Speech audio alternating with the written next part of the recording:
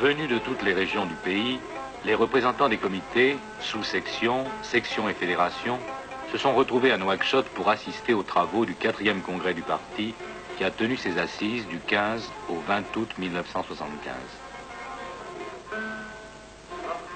Mandatés par les militants de la base, ils sont venus réfléchir sur les problèmes nationaux. Ils sont venus aussi exprimer leurs critiques et proposer des solutions pratiques aux problèmes régionaux. Certes, l'administration régionale se structure peu à peu, mais la tâche du responsable régional est rude. Ses moyens demeurent modestes.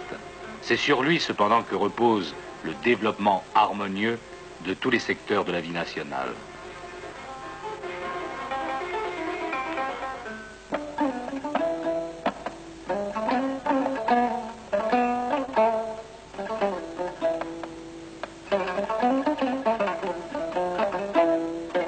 La Mauritanie indépendante a 15 ans.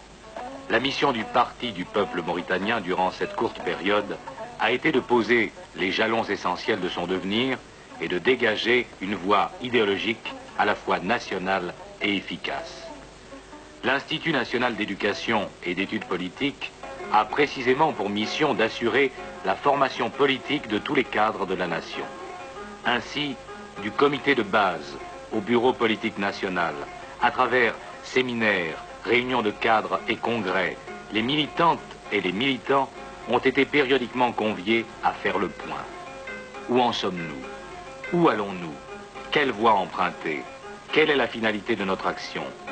Des réponses d'abord partielles ont été données à ces questions, mais le 4e congrès a donné, lui, pour la première fois, une réponse globale.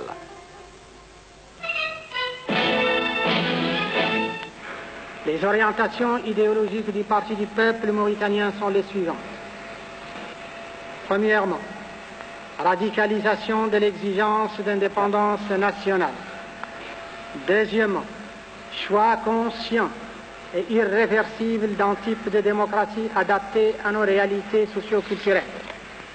Troisièmement, lutte inlassable pour une plus grande justice dans les rapports entre les États nantis et les États du tiers-monde.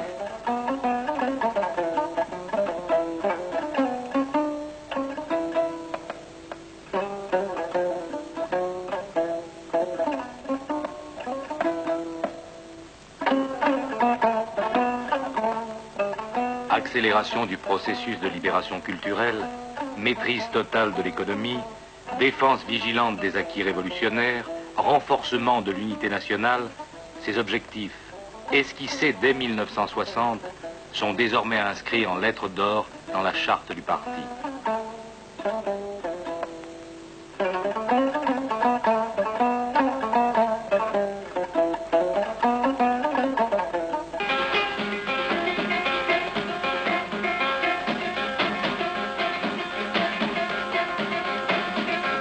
Mais fidèle à la dialectique du parti, la charte va au-delà de ces objectifs. Elle définit clairement l'orientation démocratique de la société mauritanienne de demain. Cette démocratie mauritanienne est islamique, nationale, centraliste, socialiste.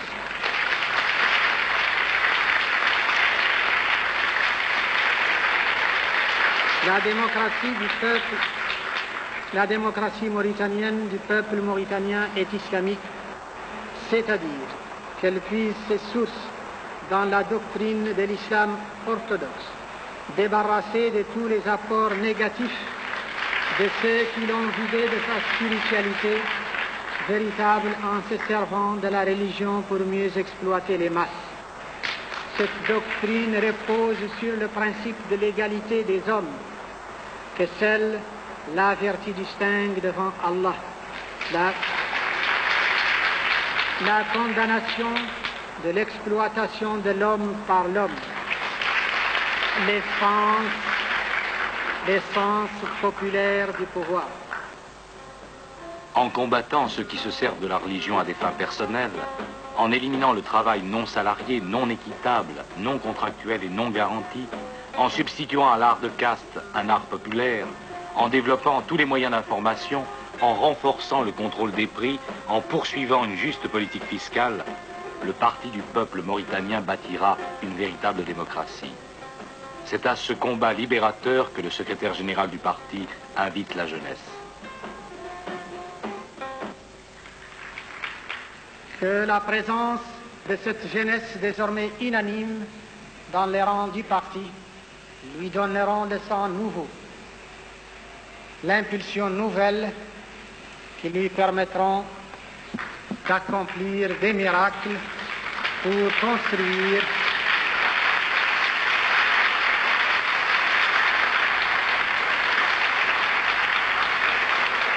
construire une Mauritanie unie, heureuse et prospère.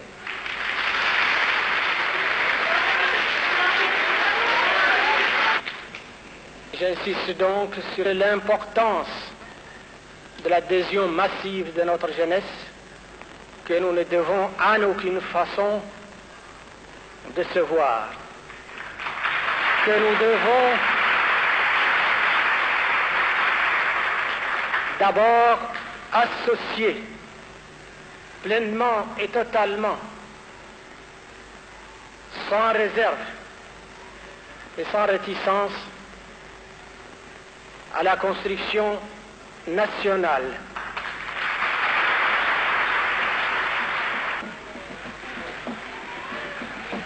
La réussite d'un peuple passe par sa volonté de réussir.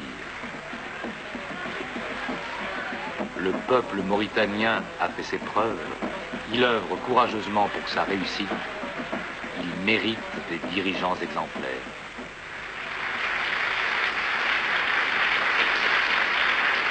Nous avons besoin d'hommes entièrement disponibles au service de cette base démunie qui fait face encore à l'ignorance, qui est encore exposée à d'innombrables servitudes, à la misère et à la maladie.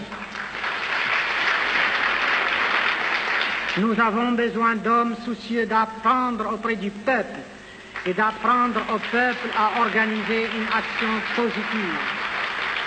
Nous avons besoin d'hommes débarrassés de tout complexe, de tout préjugé, d'hommes dynamiques qui sauront vivre avec les masses, s'ouvrir aux problèmes des masses pour servir ces masses. Et encore une fois, il faut que les responsables sachent, à quelque niveau qu'ils se trouvent, qu'ils ne sont rien sans le peuple,